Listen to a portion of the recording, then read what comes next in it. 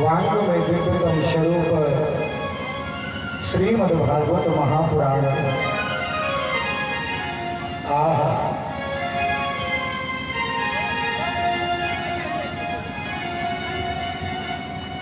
यहाँ पर उपस्थित मिथिलांचल के पावन क्षेत्र में संपूर्ण ग्रामवासी भक्तगण, मेरी माताएं, बहनें, भाई लोग, सभी का शुभ स्वागत। जहाँ तक मेरी आवाज़ जा रही हो, सभी को इस उत्तम कथा में स्वागत और अभिनंदन। भगवान से प्रार्थना है कि जो भी लोग अपने व्यस्ततम समय में से समय निकाल करके भगवान के श्री चरणों में अपना समय दे रहे हैं, उनके जीवन में प्रभु की कृपा जरूर रहेगी। और हमारे मुख्य यजमान श्री विवेक बाबू जी, जिनका एक नाम और श्री अरविंद चौधरी जी और उनकी पत्नी, जिन दोनों के अथक प्रयासों से और पूरे परिवार का एक सहयोग मिला, आज भगवान की कृपा से सप्तदिवसीय जो श्रीमद्भागवत की कथा है, उसके आज 6वें दिन में हम प्रवेश कर रहे हैं। और मुख्य यजमान जो परीक्षित हैं हमारे श्रीमद्भागवत कथा के, उनको इस व्यासपीठ से शुभाशीष से कोटि कोटि शुभकामनाएं। और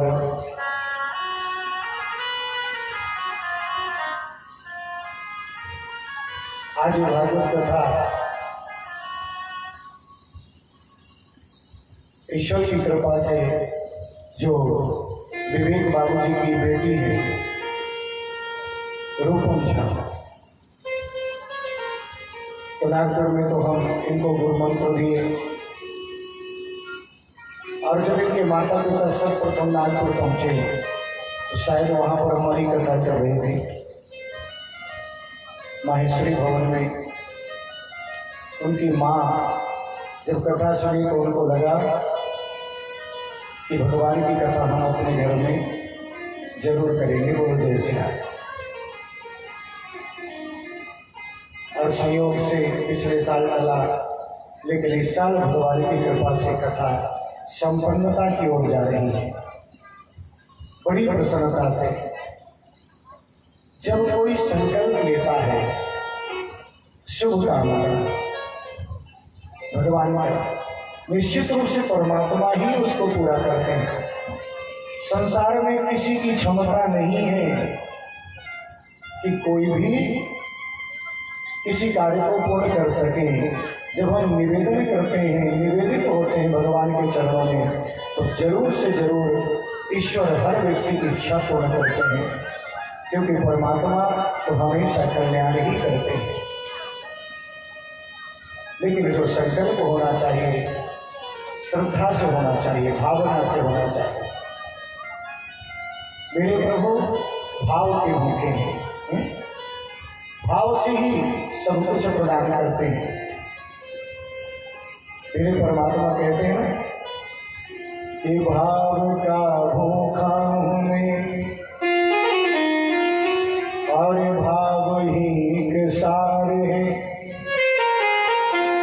भाव से मुझको भजे तो भव से बेड़ा पार है।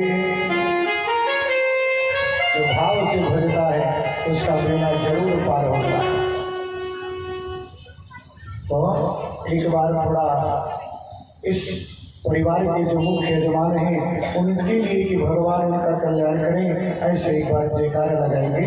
बोलिए वृंदावन बिहारी लाल की जय। हाँ, सभी लोग अपनी वाणी को पवित्र करेंगे, श्री राधा रानी का उच्चारण करते हुए, राधा रानी के नाम का जाप करते हुए। अब आज तो 6वां दिन है, सबको भजन याद हो गया होगा, याद हो गया है। तो सभी को बोलना है, प्रेम से बोलना है। श्री राधा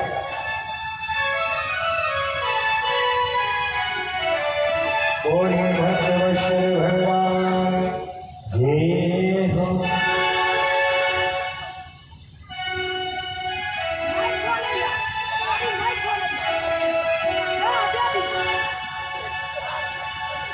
राधे मेरे स्वामी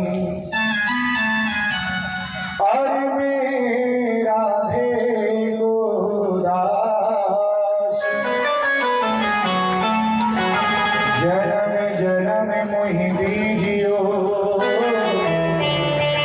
ब्रज वृंदावन वास।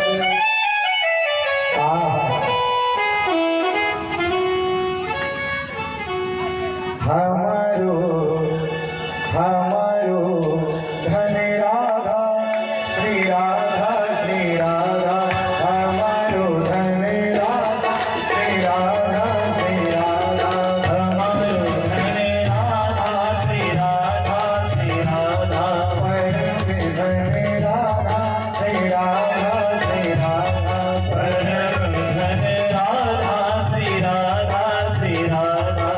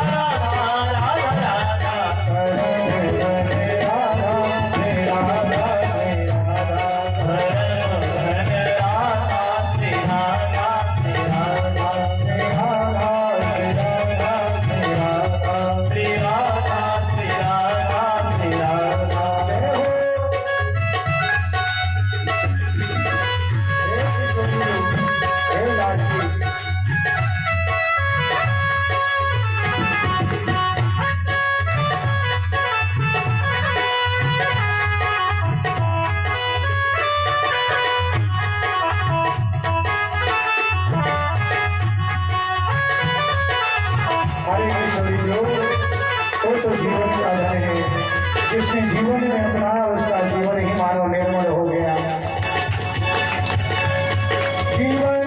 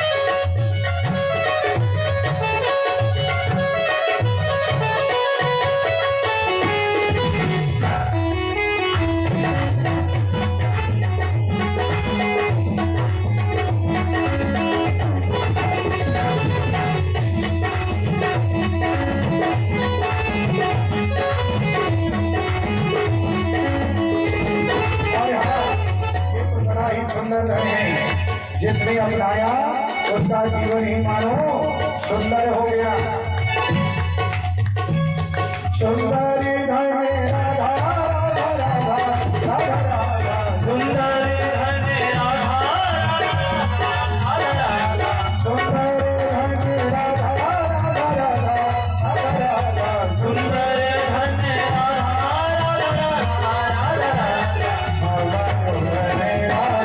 राधा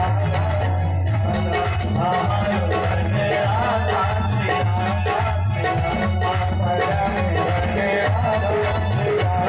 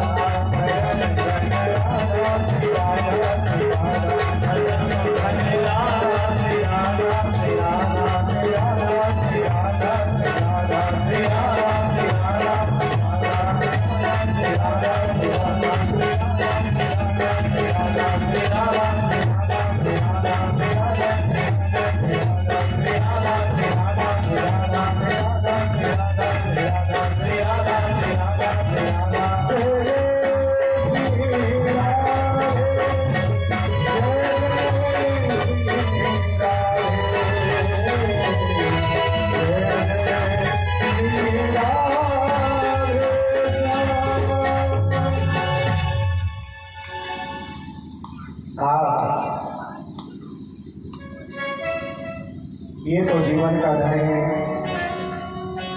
श्री राधा रानी का नाम। कल आप लोगों ने बहुत ही सुंदर तरीके से भगवान की दिव्य कथा सुनी। बाल लीलाओं में गोवर्धन जी की पूजा भी सभी लोगों ने किया, बड़े सुंदर भाव से किया। जितने ब्रजवासी हैं सभी लोगों ने वहां पर पूजन किया, लेकिन आप लोग यहाँ की आप भी पूरी तरह से ब्रजवासी बन गए थे। और मैं कल देखा कि सभी माताएं बढ़िया पकवान बना बना के तैयारी करके आई हुई हैं, बड़ा अच्छा लगा। मुख्य यजमान की तरफ से तो व्यवस्था थी ही, लेकिन आप लोगों ने भी कोई कमी नहीं की। बोलो जैसे बहुत बहुत धन्यवाद आपका है सभी लोगों को। और बढ़िया जो है भगवान का इतना भोग लगा, खूब सबको बटा भी। बोलो जैसे कितना अच्छा लगा। और भगवान जब देखे होंगे कि लोग कितनी मेहनत करके घर से बना के लाए हैं, और जो जितनी श्रद्धा से बना के लाया होगा ना, भगवान की कृपा उतनी ही ज्यादा होती है। अब श्रद्धा की बात, ये पांडाल है, यहाँ पर भगवान की कथा हो रही है। जैसे मैंने कहा था राम जी के कृपा पर कि राम जी का जो नाम हुआ ना, सीकर के त्रैलोक सुपासा, यानी सीख को एक पतली लकड़ी को जल में डुबोया जाए, और डुबाने के बाद जो उसमें जल की बूंद लगी रहे बाहर निकालने पे, उतनी कृपा से पूरे ब्रह्मांड को तृप्त कर देते हैं। कुछ लोग सोचते हैं कि हम भगवान को जल्दी प्रणाम कर लेंगे तो शायद हम पर ज्यादा कृपा कर दें, दूसरे पे कम कृपा करें। ऐसा बिल्कुल नहीं है। भगवान की कृपा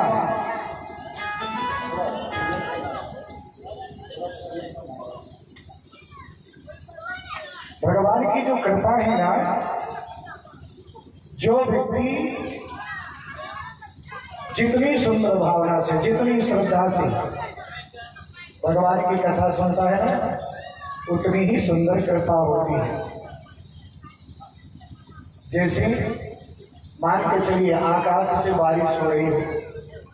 अब आजकल तो लोग बाग जो घर बनवाने लगे, उस घर में आंगन नहीं रहता, वैसे यहाँ तो है आंगन। तो लोग बाग जब पहले पानी की कमी होती थी ना, आज तो पानी की भरपूर व्यवस्था है, पहले कुआं और ये सब चीज़ों की कमी होती थी। तो जब बारिश होती थी तो बारिश में अपने आंगन पर बड़े से बड़ा बर्तन रख देते थे। छप्पर के मकान होते थे, खपड़े, और वो पानी आता था खूब भरपूर, तो आंगन में रख देते थे, जिससे वो पानी भर जाता था। कपड़े धोने के लिए, बर्तन धोने के लिए, अन्य कामों के लिए हो जाता था। तो जिसके घर में जितना बड़ा बर्तन होता था, उसके घर में उतना ही ज्यादा पानी इकट्ठा होता था। बोलो जैसे उसी प्रकार यहाँ पर जितने भी कथा सुनने वाले बैठे हैं, भगवान की कृपा से जिसके अंदर जितनी श्रद्धा होगी, उसके जीवन में भगवान की कृपा भी उतनी ही ज्यादा होगी।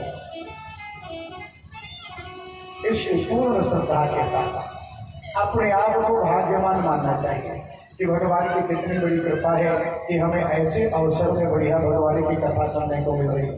आज एक बात और बता दें, कल हम थोड़ा बताना भूल गए थे। आज ऐसा दिन है जो साल भर में एक ही बार आता है,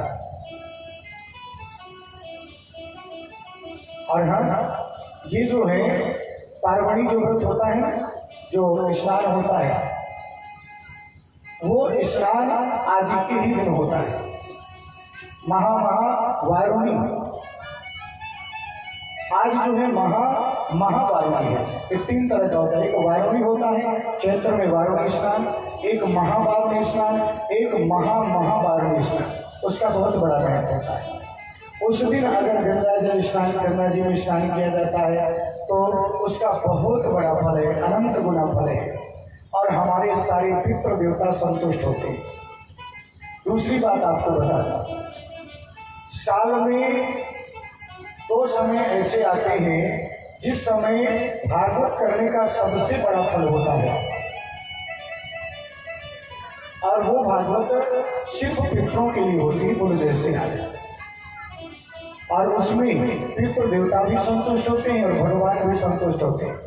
और वो समय है एक आश्विन महीने में पितृपक्ष, जिससे पितृ देवता किसी परिवार में वंश ना बढ़ रहा हो, तकलीफ हो रही हो, वंश बढ़ने में वंश अवरुद्ध हो रहा हो, या किसी परिवार में पितृदोष बहुत बड़ा भयंकर लगा हो और बहुत सी तकलीफें घेरे हुए हो, ऐसी परिस्थिति में अगर वो आश्विन महीना और दूसरा चैत्र महीने के प्रथम पक्ष जिसमें ये वारुणी पर्व पड़ता है, बोलो जैसे इसमें अगर भगवान की कथा करते हैं तो निश्चित रूप से उनकी कामनाओं की पूर्ति जरूर से जरूर होती है, बोलो जैसे इस शास्त्र में लिखा है। ये भी तो जो दिन चल रहा है ना अमावस्या तक, ये भी पितृपक्ष माना गया है पद्म पुराण के अनुसार, बोलो जैसे हाँ। और इसको भी पितृपक्ष की श्रेणी दी गई है। और दूसरा महीना होता है वैशाख का महीना, जब सूर्य मेष राशि में होते हैं, ये तीसरा होता है। यानी दो ही सर्वश्रेष्ठ होते हैं पितरों के निमित्त, और तीसरा जो मेष राशि है जिसमें वैशाख महीना प्रारंभ होता है। तो आज आप लोग ज्ञानमयी गंगा से स्नान कर रहे हैं। इस वारुणी पर्व पर आप ज्ञानमयी गंगा, क्योंकि ये भी एक गंगा है और ये संगम है, इसकी जो आप कथा सुन रहे हैं तो आपको गंगा स्नान, प्रयागराज के स्नान के बराबर फल प्राप्त होगा, बोलो जैसे आप।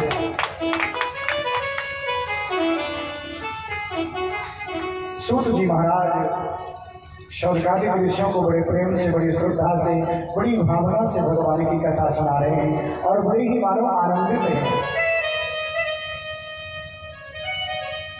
कल गोविंद ने गोकुल के समस्त जो गोप बालक हैं, वहाँ के निवासी हैं, उनके साथ भगवान जो है गोवर्धन महाराज की पूजा की, परिक्रमा लगाई।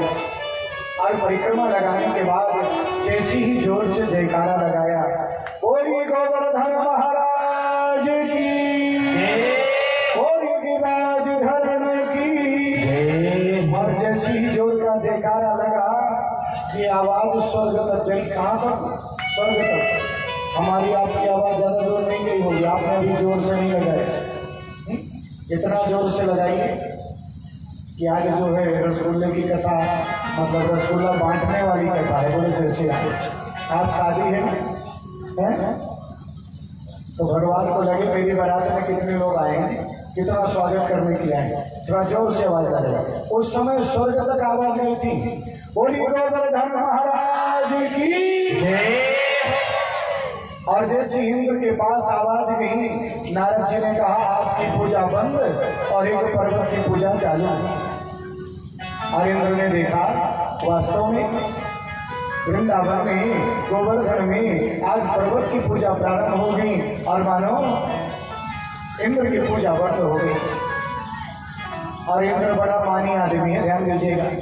इंद्र ने क्या किया, आदेश दे दिया बादलों को, बोले जाओ पूरी जो है गोकुल नगरी को, वृंदावन को, ब्रज को पूरी तरह से बहा दो, बोले जैसे आए। और जैसे आदेश दिया, आकाश में बादल आ जाते हैं, घनघोर वर्षा प्रारंभ हो जाती है। और जैसी वर्षा प्रारंभ हुई,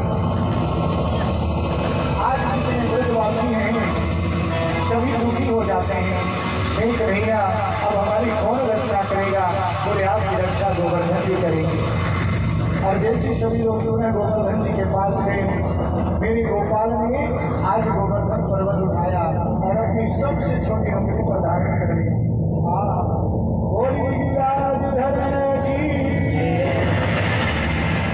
जितने गोप बालक हैं वो भी अपनी अपनी लठ लगा लेते हैं। 7 साल के गोविंद ने, 7 साल के कन्हैया ने 7 दिन 7 रात्रि गोवर्धन को धारण करके रखा। 7 साल के हैं कन्हैया। बीच में पानी देते ऊपर से खूब बरस रहा है, और इतना जोर का बरस रहा है। एक तरफ सुदर्शन चक्र है, वो पानी को जल को सुखा रहे हैं, दूसरी तरफ दुर्वासा ऋषि हैं, वो जो है पानी पी रहे हैं। किसी ने कहा दुर्वासा नहीं, मानो अगस्त ऋषि दूसरी तरफ पानी पी रहे हैं पूरा। किसी ने पूछा अगस्त ऋषि पूरा पानी क्यों पी रहे? तो जानते हैं अगस्त ऋषि जो पानी पीते जा रहे हैं, ये पहले युग की कथा है। अगस्त ऋषि ऐसे ऋषि हैं जिन्होंने पूरे समुद्र का पानी पी लिया था। ऐसे महात्मा, इतनी क्षमता है उनकी तपस्या में। तो अगस्त ऋषि एक तरफ पानी पी रहे हैं, एक तरफ सुदर्शन चक्र जो सुखा रहे हैं पानी को। तो किसी ने कहा अगस्त ऋषि ने इतना पानी क्यों पी लिया? तो बोलते हैं जब भगवान राम ने रावण को मारा था, तो उससे पहले माता जानकी ने एक संकल्प लिया था, व्रत लिया था कि जब मैं यहाँ से सकुशल वापस जाऊंगी तो प्रत्येक दिन अपने घर में अपने हाथों से भोजन बनाकर एक ब्राह्मण को भोजन कराऊंगी प्रत्येक दिन। बोलो जय श्री राम। और जैसे उन्होंने संकल्प लिया, तो जब अयोध्या वापस आई तो कोई ना कोई ब्राह्मण को अपने हाथों से भोजन बना के खिला दी। एक दिन राम जी से बोली कि आज तक जितने ब्राह्मण हैं ना, वो जो आते हैं इतना कम खाते हैं, जैसे 2-4 पूरियाँ खिलाओ सही बोल देते हो गया देवी जी अब नहीं खाएंगे। और मेरी आत्मा तृप्त नहीं होती, मैं तो सोचती हूँ कि कितना ज़्यादा खिलाऊं। राम जी ने कहा देवी जी एक दिन आपके यहाँ ऐसा ब्राह्मण आएगा जो आप भी संतुष्ट हो जाएंगे उनके भोजन करने से। बोले ठीक है। तो एक दिन उन्होंने जो है अगस्त ऋषि का ध्यान कर लिया, और अगस्त महात्माएं आज बोल दिया जानकी मैया से, देवी आज जो ब्राह्मण आए हैं इनके लिए आप थोड़ा ज्यादा भोजन की व्यवस्था करिएगा। बोले बहुत सुंदर, बहुत खुश हुई। और जैसे ही आज अगस्त मुनि जी महाराज भोजन करने के लिए बैठते हैं, माता जानकी छोटी छोटी कटोरियों में बहुत प्रकार के सुंदर व्यंजन रखती हैं, पूड़ियाँ रखती हैं, सोने की थाली है। और जैसे सामने भोजन परोसा, महात्मा अगस्त जी बोले देवी ये बताओ आपने कभी ब्राह्मण को भोजन नहीं कराया क्या? बोले कराया। बोले क्यों? बोले छोटी छोटी कटोरियों में क्यों रखा है? अरे जो आपने तस्मई बनाया है, खीर बनाया है, ये छोटी थोड़ी कटोरी में रखा जाता है, तो बड़ी कटोरी बड़ी कटोरी में चाहिए। आज माता जानकी प्रसन्न होकर के बड़े कटोरे रखती हैं, और जैसे अगस्त ऋषि भोजन करते हैं तो भोजन ऐसे थोड़ी करते हैं कि पूरी को तोड़ा, सब्जी में डुबोया फिर खा रहे हैं, ऐसे थोड़ी। बोले अंदर तो सबको जाके मिल ही जाना है। पूरी को पहले खाया, ऊपर से कटोरी भर सब्जी पी लिया, बोलो जैसे खाया, फिर खीर उठा के पी लिया। आज ये लोग बाग चम्मच से खाते हैं, इस चीज से खाते हैं। पहले तो जब खीर आदि खाई जाती थी तो कैसे खाते थे? कटोरी उठा के पीते थे, बोलो जैसे खाया। पूरा कटोरा उठा के पी रहे हैं। अब तो माता जानकी दौड़ के परस रही है, और जैसी वापस जाती है आती तो देखती क्या थाली पूरी खाली। अब तो माता जानकी सोचने लगी मैं अकेले बना के नहीं खिला पाऊंगी, कब परोसूंगी कब बनाऊंगी। दासियों को बुला लिया, बड़ी तेजी से भोजन बन रहा है, और दौड़ दौड़ के परोस रही है, और उधर जैसे जाती है वैसे थाली खाली। और भैया कुछ लोग तो संत महात्मा कहते हैं ये भोजन एक दिन नहीं, बोले कई दिन तक चला था। संत महात्मा कहते हैं माता जानकी का भोजन नहीं है, रात मानो अन्नपूर्णा को बुला लिया, गणेश जी को बुला लिया, और बड़ी तेजी से बन रहा है। राम जी ने देखा जानकी जी की तरफ, देवी कैसे ब्राह्मण है, तुम्हारे माता जानकी का पूरा शरीर पसीने से लटपट है। बोलो जैसे राज। कोई ऐसे भी कोई ब्राह्मण होते हैं जो मानो श्रद्धा ही खत्म कर दे, इतना कोई खाता है। बोले देवी भोजन ही तो कर रहे हैं, फेंक तो रहेंगे। आज अगस्त जी से माता जानकी कहते हैं अरे ब्राह्मण देवता जब भोजन आधा हो जाता है तो पानी पी लिया जाता है। बोले देवी जब आधा हो जाएगा तो जरूर पी ले। जानकी जी बोली मानो भी आधा भी नहीं हुआ है। सूत जी महाराज संकादिक ऋषियों से कहते हैं आज मानो जब राम जी ने देखा कि जानकी जी काफी परेशान हो गई हैं, तो इशारों से अगस्त जी से कह दिया। और अगस्त जी ने कहा देवी अब हमारा भोजन हो गया है, पानी पिला दीजिए हमको। और जैसे पानी पीने के लिए कहा, माता जानकी ने सोचा जो भी कितना खाता है वो पानी न जाने कितना पिए। एक काम करो महाराज, पानी तो हम आपको नहीं पिला पाएंगे। भगवान राम जी ने कहा एक काम करिए, आप जो है समाधि लगाएंगे, दूसरा युग आ जाएगा। और जब हम द्वापर में इंद्र के अहंकार को दूर करने के लिए गोवर्धन पर्वत धारण करेंगे, उस समय आपको वर्षा करनी है और सारा जल पी लेना है। वो जब वर्षा होगी तो उस समय सारा जल आपको पी लेना है। बोलो जय श्री राम।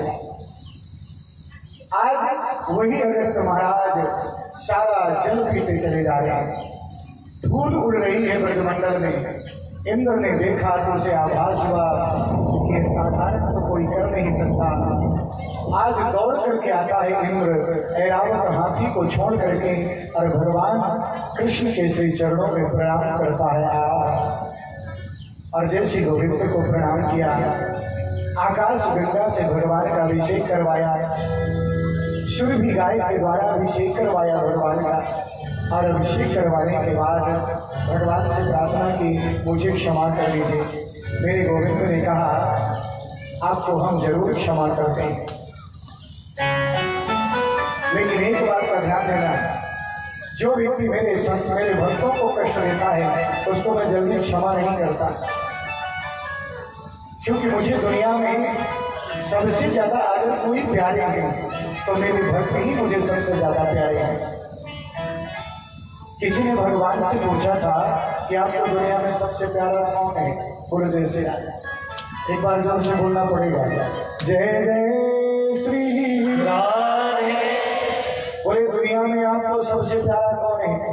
जैसे हम सांसारिक लोगों से पूछते हैं कि आपको सबसे प्यारा कौन है, तो कोई तो कहता है कि मुझे अपना बेटा सबसे प्यारा है, कहते हैं ना। कोई कहते हैं नहीं मुझे तो अपना शरीर ही सबसे ज्यादा प्यारा है। और कोई कहता है कि मुझे अपनी पत्नी सबसे ज्यादा प्यारी है। बोलो जय श्री राम। लेकिन जब भगवान से पूछा गया कि आपको सबसे ज्यादा प्यारा कौन है, तो जानते हो मेरे गोपाल ने क्या कहा? न मे प्रियतमा ब्रह्मा रुद्रस्य पार्थिवा। ना तो मेरे बेटा जो मेरे ब्रह्मा जी हैं, ना ही मुझे उतने ज्यादा प्रिय है। बोलो जय श्री राम। ना ही प्रियतमा लक्ष्मी, ना ही मुझे लक्ष्मी प्रिय है, और ना ही मुझे अपना शरीर भी उतना प्रिय है जितना कि मुझे अपने भक्त गण प्रिय है। बोलो जय श्री राम। भगवान को भक्त सबसे ज्यादा प्रिय है। अहम भक्त पराधीन है स्वतंत्र एवं विजय। मैं भक्तों के अधीन रहता हूँ। अरे ब्राह्मणों, मुझे भगवान भक्त मुझे सबसे ज्यादा प्रिय है। कि नारद जी से कहा, और भक्तों के अधीन रहते मेरे गोपाल। जहाँ भगवान को भक्त बुलाते हैं मेरे गोपाल वहीं दौड़े चले जाते हैं। बोलो जय श्री राम। सूत जी महाराज कहते हैं आज इंद्र को क्षमा किया, अब तो धीरे धीरे मेरे गोपाल थोड़ा आज बड़े होते हैं, और जैसे गोविंद बड़े हुए आज गोविंद होते हैं 9 वर्ष के। कितने वर्ष के? 9 साल के। और जैसे भगवान 9 साल के हुए तो 9 साल की अवस्था में भगवान ने एक बड़ी सुंदर लीला की है। बोलो जय श्री राम। और जिस लीला का नाम है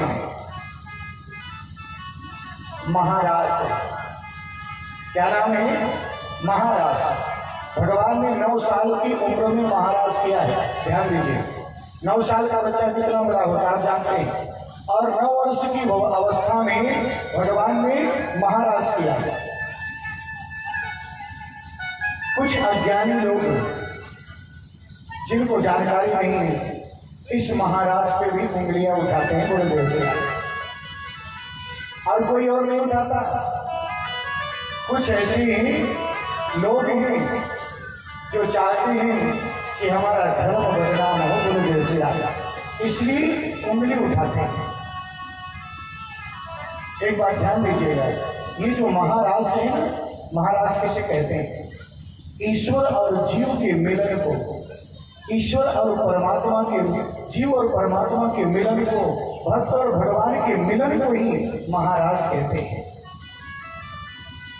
जब हमारी भक्ति की पराकाष्ठा इतनी बढ़ जाए कि वो एकदम रस से पूरी तरह भर जाएगा, आंखों से अश्रुधारा बहने लगे, समर्पण भाव जागृत हो जाए पूरी तरह से, ऐसी जो अवस्था प्राप्त हो जाती है, उसी अवस्था को ही महाराज कहते हैं। बोलो जय श्री राम। जिसमें गोविंद के सिवा, परमात्मा के सिवा इस धरती में दूसरा कोई दिखाई न दे, वो अवस्था ही महाराज है। और वो अवस्था एक बार मिल जाए तो मानो आनंद आ जाए। बोलो जय श्री राम। और हाँ, ये जितनी गोपिकाएं हैं, ब्रजांगनाएं हैं, जानते हो कौन है? ये तो जो है ऋषि है ना, मुनि है, महात्मा है, और सभी गोपी बनकर के आए हैं कि भगवान के साथ रहे, भगवान की भक्ति करें। और जैसी मानो आज वो ब्रजमंडल में अवतार लेते हैं, भगवान ने सोचा इनकी इच्छाओं को पूर्ण करने का समय आ गया है, और ऐसी इच्छा कि भक्ति के रस में डूब जाए, ऐसी जैसी इच्छा पूर्ण करने का अवसर आया तो मेरे गोपाल जैसे ही शरद पूर्णिमा की रात्रि आती है, जिसमें चंद्रमा पूरी तरह से आकाश में खिला हुआ है, और उस शरद पूर्णिमा की रात्रि में मेरे गोपाल ने आज बड़ी सुंदर बांसुरी बजाया है। मधुबन में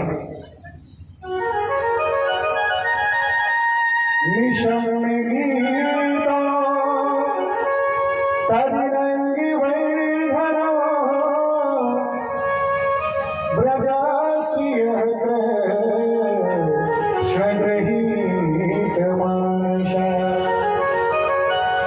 आजमुरण्यो मलाक्षितो दिवा शयत्र कान्तो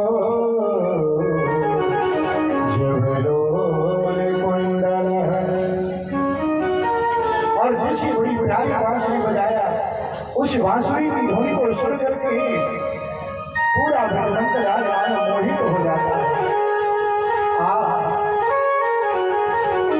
और जैसे पूरा ब्रजमंडल मोहित हुआ, आज जितनी गोपियां हैं, ब्रजांगनाएं हैं, जो काम कर रही थी उस काम को वहीं पर छोड़ा और छोड़ करके दौड़ पड़ती हैं। और जैसी दौड़ पड़ती है, एक गोपी तो भोजन बना रही थी, भोजन को वहीं पर छोड़ा और चलती गुरु जैसे आया। जो काम कर रही उसी काम को छोड़ दिया। एक गोपी घर में अकेले थी, बाहर से ताला लगा था, मानो सबसे पहले वो पहुंचती है। क्यों? अपने शरीर को त्यागा और आत्म रूप से दिव्य स्वरूप धारण करके पहुंच जाती गुरु जैसे आया। मेरे गोपाल देख रहे हैं, हजारों गोपिकाएं, गोपांगनाएं आज मानो सीधे जो है मधुबन में पहुंच रही हैं गुरु जैसे आया। और जैसे मधुबन में आती हैं गोपांगनाएं, ब्रजांगनाएं, शिव जी महाराज सनकादिक ऋषियों से कहते हैं, आज मेरे गोपाल ने जब देखा, सभी गोपांगनाओं का बड़ा सुंदर स्वागत किया। स्वागतम महाभागा प्रियं किं करवाणि वह ब्रजस्यानामयो कशी भोब्रोतागमन कारणम। पहले तो स्वागत किया, आइए आपका स्वागत है, बहुत बहुत सुंदर स्वागत। कोई भी आता है तो उसका स्वागत किया जाता है, भगवान ने स्वागत किया है। कन्हैया ने कहा, देखो ना ये चांदनी रात में आज ये मधुबन कितना सुंदर लग रहा है। रजत के साथ घोर रूपा, घोर सत्य विशेषता। कहते हैं रात्रि में कभी कमल नहीं खिलते, बोलो जैसे गाने खिलते हैं क्या? नहीं खिलते। लेकिन भगवान रूपी सूर्य के आ जाने से मधुबन में और बांसुरी बजने से ही मानो आज चारों तरफ कमल खिल गए। भौरे घूम रहे हैं, मधुपर्क ले रहे हैं भौरे। और देखो कितनी सुंदरता है कि चांदनी रात्रि में, और जैसे सुंदर देखा, दर्शन किया, और उतने में भगवान ने बोल दिया क्या, अरे देवियों कश्चित भूता गमन कारण, आप ये बताओ यहाँ पर क्यों आई हैं? बोलो जैसे राजा है, आप यहाँ क्यों आई हैं? अब तो गोपियों को आश्चर्य लगा, पहले तो बुलाया, बांसुरी बजाया, एक एक नाम लेकर के बुलाया। खासियत ये है कि जो बांसुरी की आवाज को सुन रही है ना, उनको लग रहा है कि सिर्फ मुझे बुला रही, बोलो ये बांसुरी मुझे बुला रही, बोलो जैसे राजा, उन्हीं का नाम उनको सुनाई देता है बांसुरी से। ये एक लगन है। हाँ, कभी आप अपने घर में अकेले रहिए और कोई व्यक्ति घर का बीमार हो, तकलीफ में हो, बेटा हो, पति हो, और अगर वो आपका ध्यान उसी की तरफ है कि कहीं उसको कोई तकलीफ हो तो मुझे काम करना है, तो मानो कभी कभी अचानक ऐसा लगता है कि उन्होंने हमें बुलाया, बल जैसे लगता है, क्योंकि हमारा चिंतन, हमारा ध्यान हर क्षण उसी की तरफ रहता है। और जिसका ध्यान चिंतन संसार के सभी काम करते हुए भगवान की तरफ हो जाए, तो ऐसा प्रतीत होगा कि मुझे गोपाल ने बुलाया है, बोलो जैसे राजा। और एक दिन ऐसा आएगा कि भगवान से तो जरूर भेंट हो जाएगी और भगवान के साक्षात दर्शन हो जाएंगे। जब ये भाव आ जाए, ये चिंतन आ जाए, ये लगन आ जाए, ये लगाव हो जाए। और हाँ, आज मानस सबको लगा कि भगवान हमारा नाम लेके बुला रहे, और जैसे भगवान ने कह दिया भूतागमन कारण, आप क्यों आई हैं देवियों, क्या कारण है, किसने बुलाया? अब लोग एक गोपी बोल पड़ी, आपने ही तो नाम ले लेकर के बुलाया। कहते हो कौन बुलाया? बोले हमने तो नाम नहीं लिया, हमने तो सिर्फ बांसुरी बजाई। अरे ये तो तुम्हारा भ्रम है कि तुम्हें अपना नाम सुनाई दिया, बोलो जैसे राजा। ये लगन है, लगाव है। अरे ये लगाव एक बार ठाकुर जी से लगा लो ना, कितना आनंद आएगा जिसकी कोई सीमा नहीं, बोलो जैसे राजा, बहुत आनंद आएगा। आज लगाव ही है कि यहाँ पर भगवान की कथा हो रही है, भगवान स्वयं आगे पढ़ा रहे हैं, बोलो जैसे राजा। कोई चीज लगाव से ही होती है, लगन से ही होती है, श्रद्धा से ही होती है, विश्वास से ही होती है, लगाव से होती है। तो जानते हैं सूत जी महाराज कहते हैं, देवियों ने कहा आपने तो बुलाया तभी तो आए।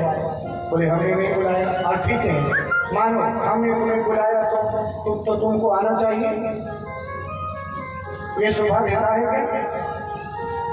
ठीक रात्रि के 12 बज रहे हैं और रात्रि के ठीक 12 बजे कोई भी व्यक्ति घर के अलावा दूसरा व्यक्ति, अपने घर का ना हो, परिवार का ना हो, कोई रिश्तेदार ना हो, और वो आपको बुलाए तो आप चली जाए, ये शोभा देता है?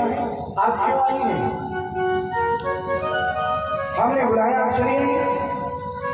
अरे देवियों, ये धर्म आपका नहीं कहता। शादी जब होती है ना, तो शादी में जो लड़के के 4 वचन होते हैं, लड़की के 7 वचन जो होते हैं ना, तो उसमें एक वचन ये होता है, उद्याने मद्यपाने राजद्वारे पिता गृहे आज्ञा भंग न कर्तव्य परमागत बरांगन।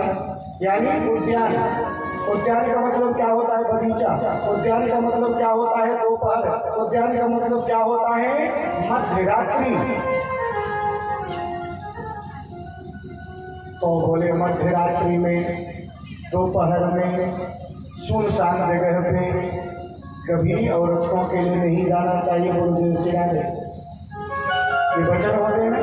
आपको मध्य रात्रि में हम बुलाए और चले आए, ये तो आपका पातिव्रत धर्म नहीं हुआ। पातिव्रत धर्म कहता है कि कोई दूसरा बुलाता है तो हमें नहीं जाना चाहिए, अपने पति को बता के जाना चाहिए, पति के साथ जाना चाहिए, पति की आज्ञा से जाना चाहिए। और आपने किसको बताया? पति को बताया। क्यों आई यहाँ पर? अब तो भगवान ने इतना ज्ञान दे दिया जी, हाँ, अब तो एक क्षण तो दो गोपियां थोड़ा रुक जाती हैं, बोलते हैं भगवान कि आप सतीत्व धर्म की ताकत जानते हो कितनी है? बोले नहीं बताओ, आप ही बताओ, आप ही तो सब बोल रहे हैं। बोले एक सती थी जो हमेशा अपने पति की सेवा करती थी, मन से, तन से, कर्म से, हर प्रकार से। आज वो बेचारा खेती का काम करता था, हैं? और कहते हैं पति की हमेशा, पति जब चले जाते थे तब घर का काम करते थे, और नहीं फिर उसके जब पति आ जाते थे तो उनकी सारी सेवा करते थे। एक दिन क्या हुआ कि ठंडी का समय था, तो ठंडी के समय में आंगन में एक गड्ढा खोदा हुआ था, पहले ऐसे लोग करते थे, और उस गड्ढे में आग जल रही थी। क्यों? वहां लोग बैठ के आंच लेते हैं ना, आग तापते हैं, तो मानो आग जल रही थी। और जब आग जल रही थी तो संयोग से पति आता है, बड़ा थका था, भोजन करता है। भोजन करने के बाद पत्नी उसका सर दबाने लगती है, और जैसी सर दबाने लगती कि थोड़ा इनको आराम मिले, उसी क्षण उसको नींद आ जाती है, बोलो जैसे आ जाती। और जब पति पत्नी की ही गोद में सर रख करके सो जाता है, उसी समय उसका छोटा सा बालक था जो घुटनों के बल चल रहा था। तो बालक धीरे धीरे आगे बढ़ा, और जैसे आगे बढ़ा तो जो आग चल रही थी उसके पास पहुंचा। और जब वो आग के पास पहुंचा तो पत्नी सोचती है कि अगर मैं इनका सर अलग करती हूँ और बच्चे को लेने जाती हूँ तो इनकी नींद जो है टूट जाएगी, क्योंकि थके हैं। और मानो पति धर्म में रुकावट आ जाएगी, दोष लग जाएगा, इनको कष्ट होगा।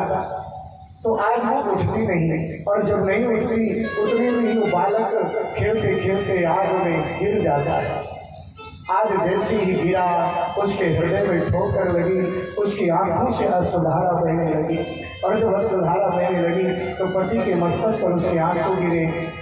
पति ने देखा मेरे ऊपर जल गिर रहा है, और जैसे उठी देखा तो पत्नी रो रही है, अरे देवी क्या बात है, क्यों रो रही है, क्या कारण है? और जैसे देखा मेरे पति जल गए, आज पति के सर को अलग किया, और मानो दौड़ करके जाती हूँ सत्य कुंड के पास, और मानो आज कहते हैं कि जो अग्नि देवता हैं उन्होंने देखा कि कहीं ने जो सती सावित्री है, कहीं ने जो है हमको श्राप ना दे दे सती, अगर हम इसके बच्चे को जलाएं, इसके अंदर इतनी क्षमता है कि हमें भी भस्म कर सकती है, हम अग्नि हैं तो भी भस्म कर सकती है। इसलिए अग्नि देवता उसकी सत्यता के कारण, उसकी सतीत्व के कारण इतने शीतल हो गए कि जलती हुई अंगार में भी वो बालक किलोड़ कर रहा था, खेल रहा था, दोनों जैसे आ और जैसे जाके उठाती लेके आती है तो बोले देवियों, जो पत्नियां, जो देवियां मन वचन कर्म से सिर्फ अपने पति का स्मरण करती हैं और उनकी सेवा करती हैं, निश्चित रूप से उनमें बहुत बड़ी ताकत होती, क्षमता होती है। और आप यहाँ पर चलिए, किसी ने बुलाया दौड़ के चलिए, क्यों आए? अब जैसे इतना बोला ना तो एक गोपी बोली ठीक है, आपने अपना भाषण दे दिया, बोले अब हमारी सुनो, बोले जैसे हम क्यों आई उसका कारण आप सुनो।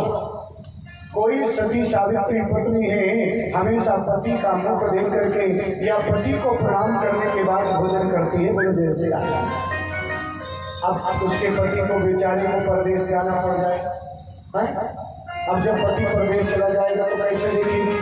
आजकल थोड़ी ही वीडियो कॉल कर लेंगे तो देख लेंगे, तो बोले एक फोटो छोड़ जाता है, और जब फोटो छोड़ जाता है तो फोटो को प्रणाम करके और मान भोजन कर लेती है।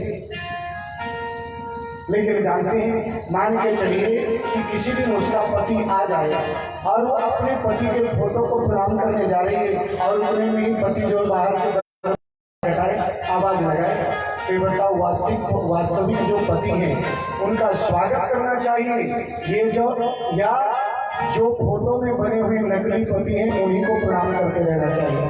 बोले नहीं, वो तो वास्तविक जो पति हैं उनका स्वागत करना चाहिए, बोले जैसे आए। तो बोले हमारे प्रश्न का उत्तर मिल गया। बोले कैसे? आप लोग आरती गाते हैं ना, आपको ही तो पति के रूप में मान